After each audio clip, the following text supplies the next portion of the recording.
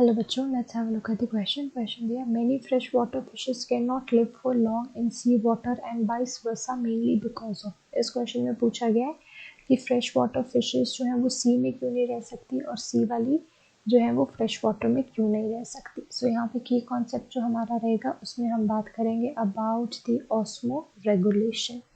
Osmo regulation एक ऐसी activity है जिसमें कि ऑस्मोटिक प्रेशर जो है वो रेगुलेट होता है. Osmo regulation is all about regulation of osmotic pressure. ठीक है, जो हम osmotic pressure of body fluid, किसी भी ऑर्गेनिज्म के बॉडी फ्लूइड यानी हम ब्लड की बात कर रहे हैं, उसमें जो कितनी कॉन्सेंट्रेशन होती है ऑस्मोटिक प्रेशर की, वो चीज़ यहाँ पे मेंटेन की जाती है. ठीक है, सो यहाँ हम कह सकते हैं या फिर हम इस चीज़ को इस तरह से लिख सकते हैं, the internal balance between water and dissolved material. ठीक है, the water and the dissolved material के बीच में जो बैलेंस होता है उसे हम ऑस्मो रेगुलेशन का कॉन्सेप्ट कहते हैं. अब ऑस्मो रेगुलेशन जो है वो इसीलिए इम्पॉर्टेंट होती है क्योंकि ये ऑर्गेनिज्म में नॉर्मल ब्लड प्रेशर जो है वो मेंटेन करके रखती है.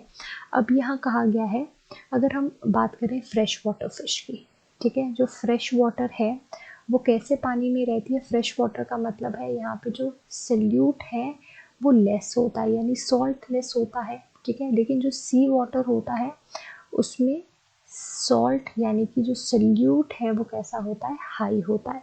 सो अब हमें पता है जहाँ पे हमारे पास सल्यूट जो है वो लेस है वो कैसा होगा, हाइपोटोनिक सोल्यूशन होगा. एंड जहाँ पे सल्यूट हाई है वो कैसा होगा, हाइपरटोनिक.